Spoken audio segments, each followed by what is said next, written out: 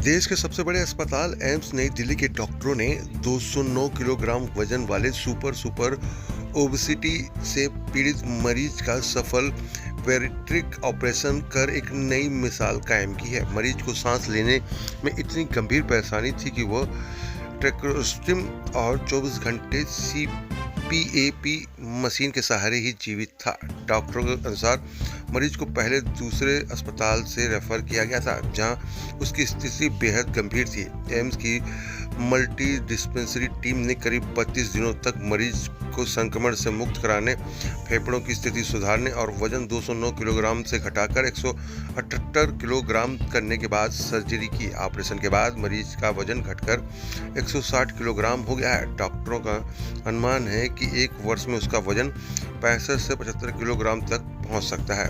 डॉक्टरों ने बताया कि मरीज को respiratory failure, obstructive sleep equity और गंभीर फेफड़ों के संक्रमण जैसी जटिल समस्याएं थी और उसका इलाज जब एम्स अस्पताल में किया गया और सफल इलाज के बाद प्रेस कॉन्फ्रेंस करके इसकी पूरी जानकारी जो है मीडिया को दी गई कि किस तरीके से ये मरीज इनके पास आया था, उसका सफल इलाज कैसे किया गया। देखिए मैं यहाँ पे एक ओबेसिटी हमारा क्लिनिक चलता है और डॉक्टर मंजूनाथ जो बैरिएट्रिक सर्जरी, तो उनके साथ हमारा कोलैबोरेशन है, क्योंकि हमारे पास हम जो मरीज़ देखते हैं जिनको सर्जरी की ज़रूरत पड़ती है तो वो हम उनको रेफ़र करते हैं। और हमारा एक कोलैबोरेटिव प्रोग्राम है जिसमें सर्जरी, बैरिएट्रिक सर्जरी जहाँ तक रिक्वायरमेंट होती है वो हम उनके पास भेजते हैं। जिन पेशेंट्स को बैरिएट्रिक सर्जरी की ज़रूरत नहीं होती है उन पेशेंट्स को हम अपने मेडिकली ही मैनेज करते हैं अपने क्लिनिक में। किस तरीके का है सर, बता दें। जिस तरीके से मंजूनाथ ने कहा कि 160 केजी वेट है, उनका 70 केजी वेट हो जाएगा, आखिर क्या देखिए ये होता है कि जैसा बैरिएट्रिक सर्जरी जो होती है उसके बाद डिपेंड करता है कि कौन से तरह की सर्जरी हुई है। जैसे सिंपलेस्ट सर्जरी जो होती है स्लीव गैस्ट्रेक्टमी, या जिसमें पेट को थोड़ा छोटा कर दिया जाता है, 80% कम कर दिया जाता है साइज, वो सिंपलेस्ट होती है। तो उस सर्जरी के बाद धीरे धीरे होता है कि वो 1 से 3 साल के बाद वजन, क्योंकि पेट एक इलास्टिक ऑर्गन है, वो वापस बढ़ने लगता है, तो वापस जो मरीज होता है वो ज़्यादा खाना खाने लगे, डाइट बढ़ जाती है, तो उससे फिर वो थोड़ा वेट गेन होने लगता है।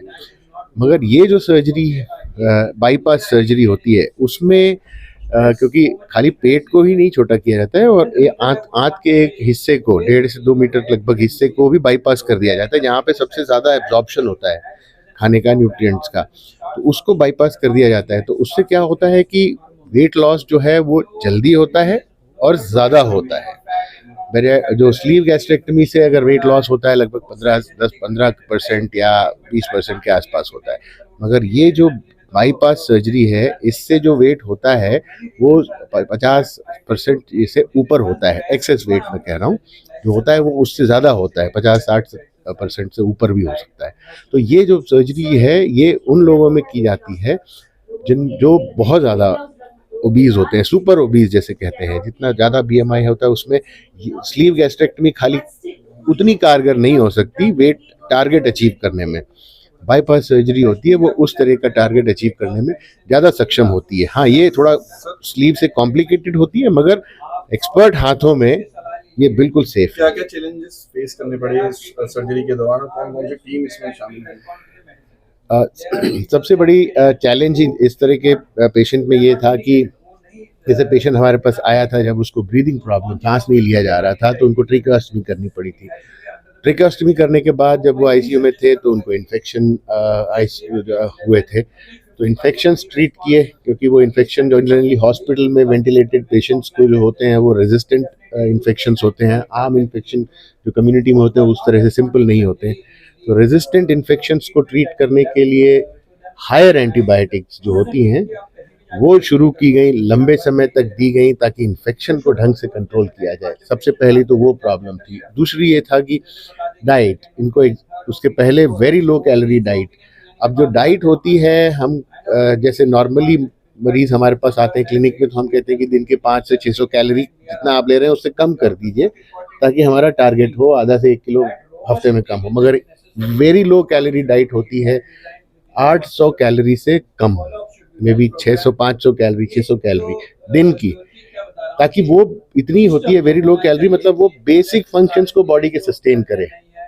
बस उसके लिए एक्स्ट्रा ज़रा सा भी ना हो, ताकि उसकी वजह से वेट धीरे धीरे प्री सर्जरी कम हो जाए, ताकि सर्जरी करते वक्त परेशानी ना हो। जैसे उन्होंने बताया डॉक्टर साहब ने कि सीमेंट की तरह उनकी वॉल थी जिसके अंदर मैनूवर करना बड़ा मुश्किल था। तो वो है कि वेट कम हो जाता है तो वो एब्डोमिनल वॉल वगैरह सॉफ्ट हो जाती है, तो उसमें फिर मैनूवर करके सर्जरी करना आसान होता है। इसीलिए कभी भी जो पेशेंट इस तरह के आते हैं, हमारे पास आज आया इमीडिएटली हमने एक हफ्ते बाद सर्जरी कर दी, ऐसा नहीं होता। पहले पेशेंट को लो कैलोरी डाइट या वेरी लो कैलोरी सिचुएशन के ऊपर होता है, उसको कुछ हफ्ते उस पर डाला जाता है ताकि बेस लाइन में थोड़ा सा वेट कम हो, और उसके बाद सर्जरी की जाती है। सर, जो सर्जरी की है मेडिसिन के डॉक्टर और एनेस्थीसिया, कितना चैलेंज था, क्या वेट था, उसके बारे में पूरा बात सर्जरी।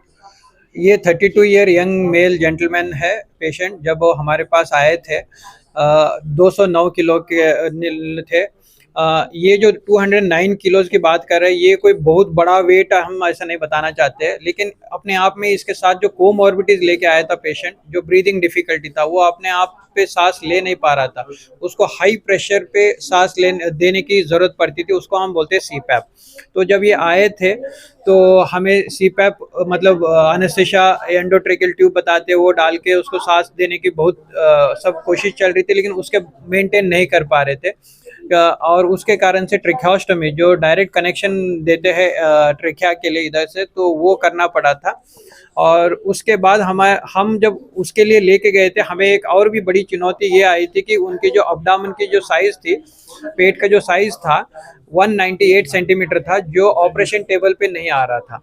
तो हम जो टीम को सेटअप किए थे ट्रेकियोस्टोमी होने के बाद, कि जो फिजिशियन से बात करके मतलब वो टीम इतना हेल्प किया कि वेंटिलेटर एसोसिएटेड निमोनिया बोलते हैं, जो रिकरेंटली हो रहा था पेशेंट, क्योंकि हाई प्रेशर पे एयर जा रहा है ट्रेकिया से, तो अपने आप में जो म्यूकोसा को इंजूर करता है, सीक्रेशन ज़्यादा बढ़ जाती है, and it cantt be given life long, ऐसा नहीं हो सकता हो, तो कुछ टाइम तक ही हम दे सकते हैं। और इन्फेक्शन ना हो उसकी दवाई भी चल रही थी, जो मल्टी ड्रग रेजिस्टेंट इन्फेक्शन हो रहे थे।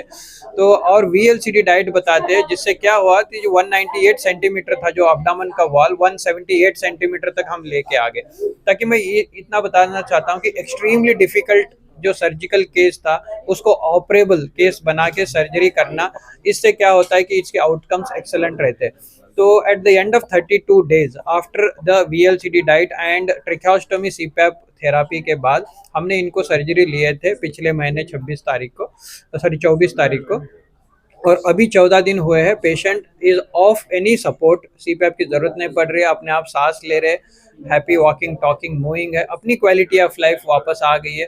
और हम एक्सपेक्ट कर रहे हैं, करंटली उनका वेट जो है 160 किलोज है, एंड वी एक्सपेक्ट कि इनकी वेट अब बिटवीन 65 to 75 किलो तक आएगी at the end of 1 year. Sir, 209 kg, अभी 160 kg है, तो और भी कम हो सकते हैं? यस, वही उसी के लिए सर्जरी किया है। जो 1 एनास्टोमोसिस गैस्ट्रिक बाईपास बताते हैं वो किया है। तो इस सर्जरी के साथ हम हाई प्रोटीन डाइट देते हैं, और ये इसके कारण से वी एक्सपेक्ट कि उनका वजन 65 to 75 किलोज तक आ जाए। मतलब अभी 60 किलोज है, तो वी एक्सपेक्ट कि around 80-90 kilos he will lose at the end of 1 year, which is necessary. 65-75 kilos is okay for his 168 height है उनका सेंटीमीटर्स, 168 सेंटीमीटर हाइट है, उनके लिए ये एडिक्वेट है। सर्जरी एनेस्थीसिया की बहुत ज़रूरत है, क्या कहेंगे उसके बारे में? सो हमारा इन्वॉल्वमेंट सर्जरी से पहले से सर्जरी के बाद तक रहा है। जब पेशेंट आया सर्जरी से पहले, तो वो बहुत ही रेस्पिरेटरी डिस्ट्रेस में था, तो उनका oxygen and carbon dioxide levels पूरा एबनॉर्मल था। हमने पहले उनको नॉन इन्वेजिव वेंटिलेशन का सपोर्ट देने का कोशिश किया, उसमें मैनेज नहीं हुआ, तो हमें इन्वेजिव वेंटिलेशन देना पड़ा। तो उसके लिए हमें उनका पहले एयरवे में ट्यूब डालना, ट्रेकियोस्टोमी करना, which was very challenging because इतना fat in the neck, chest wall, abdomen, positioning से शुरू करके सर्जरी ऑफ ट्रेकियोस्टोमी सब कुछ बहुत डिफिकल्ट था। उसके बाद हमें उनको आईसीयू में रखना पड़ा बिकॉज उनको निमोनिया भी था। Pneumonia multi drug resistant bacteria से था, उसको ट्रीट करना पड़ा। सो 3 से 4 दिन आईसीयू में स्टेबलाइज होने के बाद हमने उनको हाई डिपेंडेंसी एरिया में शिफ्ट किया। उसके बाद जब वो प्रॉपर बेरियाट्रिक सर्जरी के लिए आए, intraoperatively during the surgery also it was very difficult to get him ventilated. उनको उनके lungs में हवा पहुंचाना बहुत ही difficult हो रहा था. Chest and abdomen बहुत tight है because of the fat. During the surgery also we had a lot of difficulty in maintaining his oxygen levels and carbon dioxide levels of the blood, but with proper management, with proper planning and with a multidisciplinary approach हमने सारे challenges को overcome किया. Post operatively gradually हमने उनका ventilation कम किया और अभी now he is fit for discharge.